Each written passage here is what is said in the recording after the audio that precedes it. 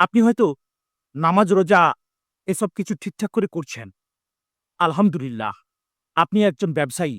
ব্যবসার খাতিরে আপনি কি করছেন? যে আপনার কোনো পণ্য যখন ওজন করছেন, যখন কাউকে দিচ্ছেন, তখন হয়তো ইচ্ছাকৃতভাবে তাকে মাপে কম দিচ্ছেন বা ওজনে কম দিচ্ছেন। দেখুন, আপনি আপনার খদ্দেরকে ৩ ভাবে দিতে পারেন। একটা কোনো কিছু মাগ করে, কোনো কিছু দাঁড়িপাল্লায় ওজন করে, আবার বর্তমান জামানায় হয়তো কম্পিউটারাইজ অর্থাৎ ইলেকট্রনিক দাঁড়িপাল্লাতে আপনি ওজন করে দিচ্ছেন। সেখানে আপনি যদি ইচ্ছাকৃতভাবে আপনার খরিদ্দারকে মাপে কম দেন, সে যেভাবেই হোক না কেন, আপনি যখন মেপে দিচ্ছেন সেভাবে হোক না কেন, দাঁড়িপাল্লাতে হোক না কেন কিংবা ইলেকট্রনিক্স দাঁড়িতে হোক না কেন, হয়তোবা আপনি মাপে কম দিচ্ছেন না, মানে ইলেকট্রনিক্স যে দাঁড়িপাল্লা আছে সেখানে হয়তো মাপে কম হচ্ছে না। কিন্তু সঠিক মতো সেটাকে ক্যালিব্রেশন করছেন না, সেটা ঠিক না বেঠিক আছে সে নিয়ে কোনো মাথা ঘামাচ্ছেন না, তাহলে কিন্তু আপনি ওই একই অপরাধের অপরাধী। যদি আপনি ইচ্ছাকৃত করেন তাও অপরাধী। আর যদি আপনি ইচ্ছাকৃত না করেই সেই মেশিনকে বলুন, সেই দাঁড়িপাল্লাকে বলুন, সেই কাঁটাকে বলুন, সময় মতো ক্যালিব্রেশন করছেন না, তাতেও কিন্তু আপনি অপরাধী।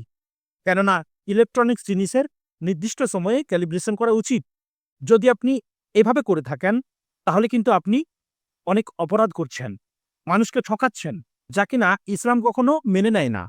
আসুন এই ব্যাপারে হাদিস এবং কোরআনের আলোকে আমরা মাপে কম দেওয়ার যে জঘন্যতম অপরাধ তা নিয়ে আলোচনা করি। মাপে কম দেওয়া একটি ছোট্ট অপরাধ নয়, এটি একটি জাহান্নামের পথ।